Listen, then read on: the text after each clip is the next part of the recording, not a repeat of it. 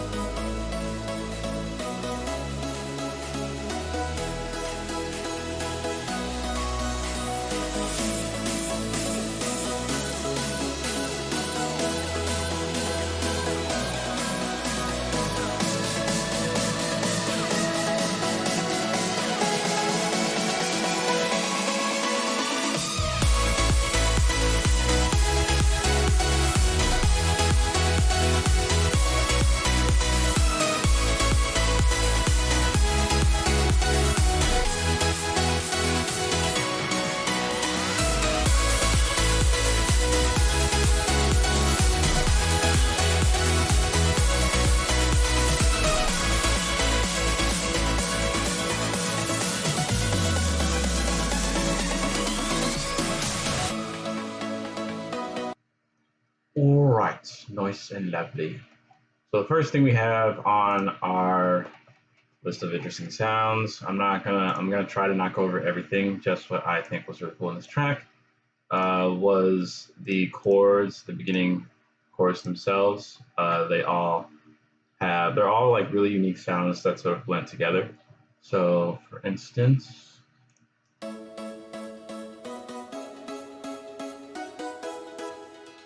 so in the first half of the track here, for those of you who know about FL Studio, like the mutant solo, one of the sounds doesn't come in until around here. So it's just this.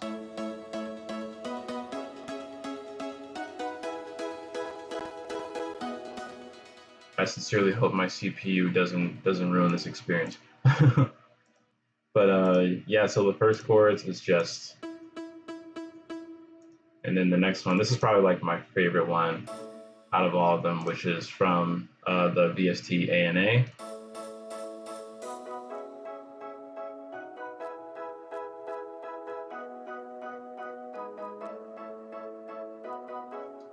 Very like really dancey. Like I feel like if I made a track in a different BPM and put some different drum layers on it, it would sound a lot cool, a lot different. Next is yeah. So the other chord that comes in is it's more like a vocal sort of chord. So I can play it for you guys here.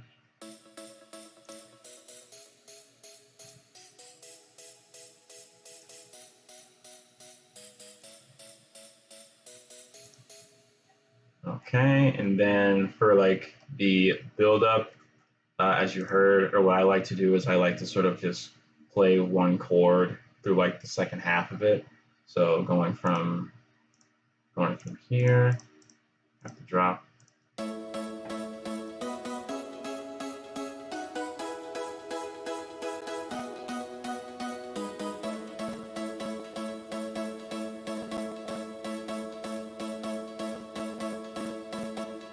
Like that. So the next thing we have on our list of sounds is our piano, which is really just a basic melody that's just playing back and forth and filters over time, or filters out over time.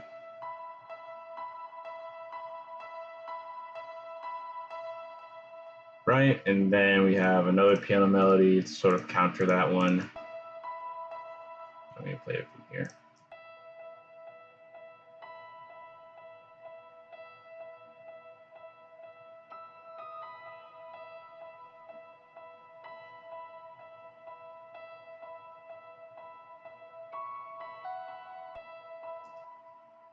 Next we have, those are pretty self-explanatory. The next we have is a resonance bass. That's quite filtered, I would say. But you can still sort of hear the resonance of the resonance. So, like when my chords appear, they follow the same sort of, one chord pattern. Like that. RIP my CPU.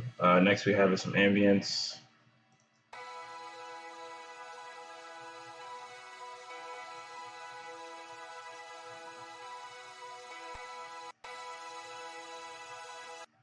Just some two samples, really simple.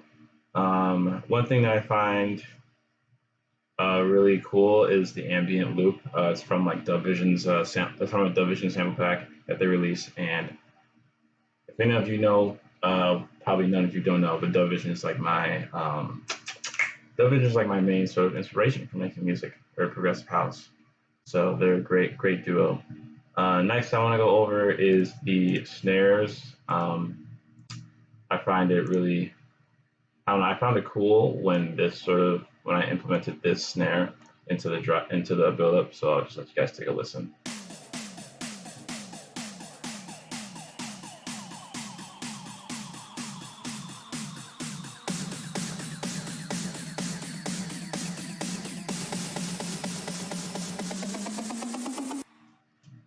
So when this snare right here came in, right, I felt like, I was like, wow, this is really pounding in my ears. And I wanted to keep it in there. So I felt that was a really cool sort of implementation into the build-up for the track. And if my thing went orange, it's because I have it on the night shift. So hear it again.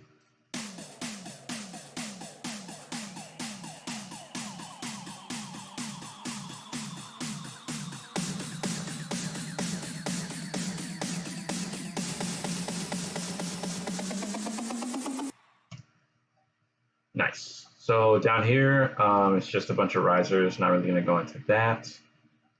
Cool thing that I did, I think this is like some weird, I really played around with pitch in this track. So a weird thing here is, it's like a vocal chop that's from Dubvision's pack. There's one, and then I think I used another one, maybe? This one too? Yeah, so they're just in the key of the song, always very important. Keep that in mind. So I'll just play it here.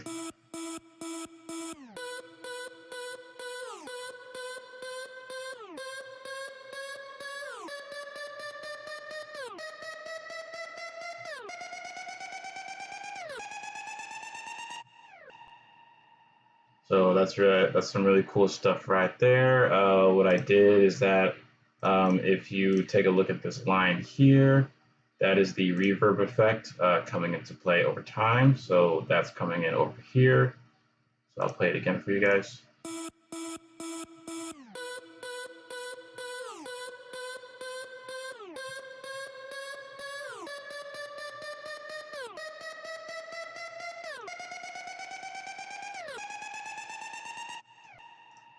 So that's the reverb. Another cool effect is this deep blue glitch. It's actually doing a pitch drop, like I think every two. So I take that back. Every like one bar. So at the end, it's like, you know. And then here is actually a pitch for it's actually pitching. So here it's pitching up. This is automation from the actual clip itself up here. And so like that's going up one way, and then this effect over here is making it go down. So you can kind of hear it go like this one going up and the other one going down at the same time.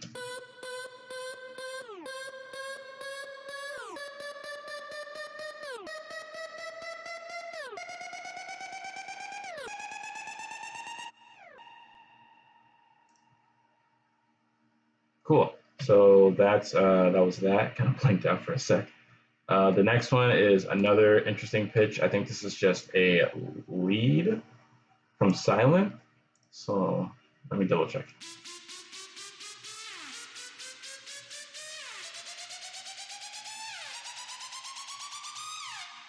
Yeah, so as you can see, it's kind of like the same sort of concept or like technique that I did with my other sample, or like the sample that was down here. Next is going into our drop. Another really interesting thing that I played around with was some more Dub Vision vocal samples. Is like I have like some really good like signature vocal samples that I'm really appreciative of. I really appreciate them delivering us that sample back.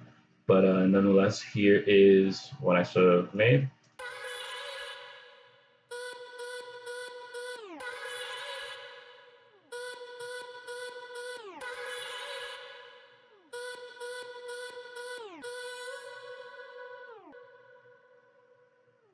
As you can hear, that has a pitch in it as well. I'm not sure if I ran that to the same mixing channel as I did with the other thing in the breaks.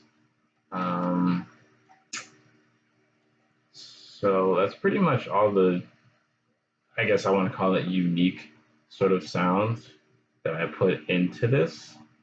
I can always explain if anyone wants, I can always explain in a different video about like the lead processing and the lead mixing and chords and all that stuff. But I think what they don't tell you is that like when you're trying to make your lead stand out and have your chords and mid bass and sub bass fit in, like have them fit nicely with one another, is having them like adjusting them stereo wise. So like as most progressive house producers should know that the sub bass and the mid bass should be more mono than stereo. And then the chords is a little tricky because chords can really fill up your track and it can become more prominent than the actual lead itself or the actual lead melody itself. So by using like a stereo imager VST, you could probably like sort of make your chords stand out, or not stand out, sort of like put them in the right position within the stereo field. So that way you can hear them as well as your leads really clearly. But I'm not sure if I actually put a stereo imager on the chords here. So let me just check, because that'd be really funny if I didn't.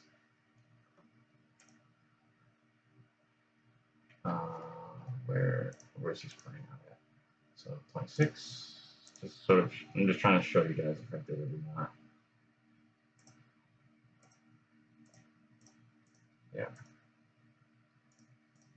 Yeah, so I have like a stereo shaper. I basically put them down. So in a way to sort of like, if it's like, think of it as like a burger, right? So I don't know about a burger, more or less like a sandwich. So like at the top you have like your leads or whatever, and then you have everything else in the middle.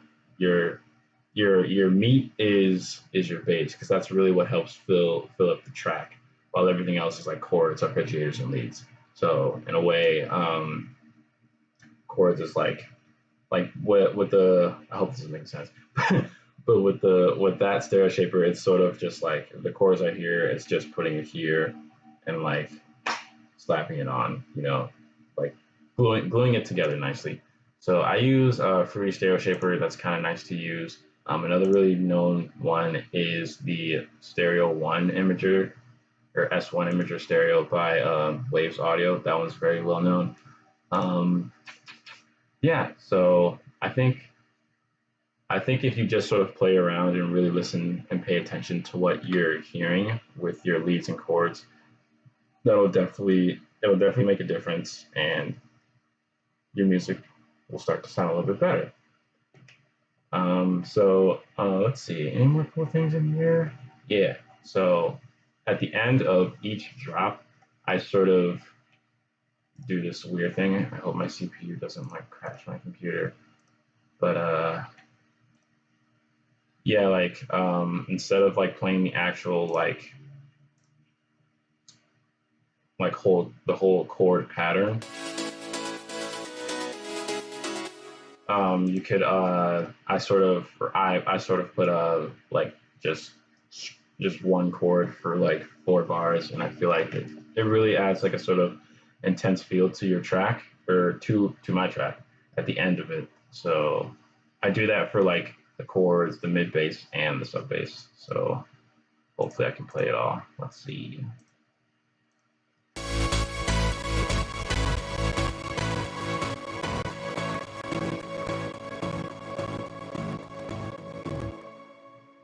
So yeah, it sounds like that.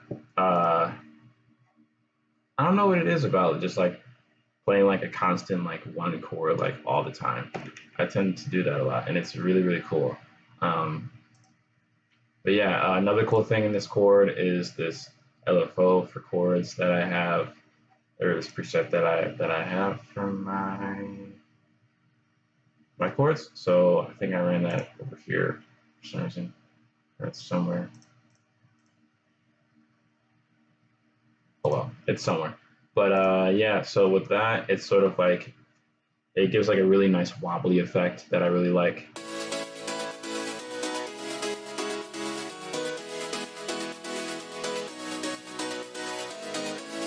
So that's actually playing on my silence one, or my silent chords. So I'll just play that for you here.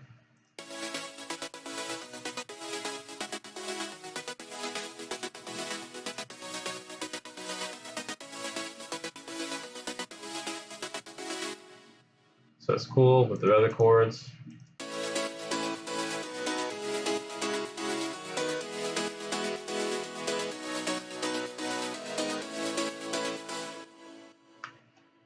Nice. I hope like what I'm saying is like just really motivating each and every one of you wonderful artists out there to really just go and mess around and create.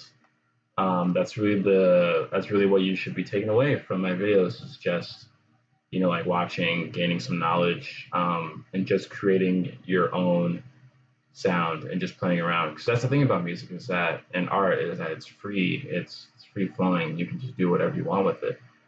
So yeah, nonetheless, that is the whole video.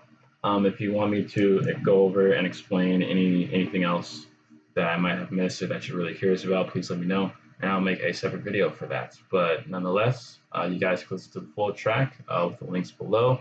And also, I will plug my latest track, my latest remix, right over here. It's either going to be over here or over there. I don't know which way. I don't know which way the end screen does with YouTube's like thingy. But nonetheless, I'll make sure to plug that in for you guys. But yeah, thank you so much for watching, and I will catch you more with more and more videos. Stay safe.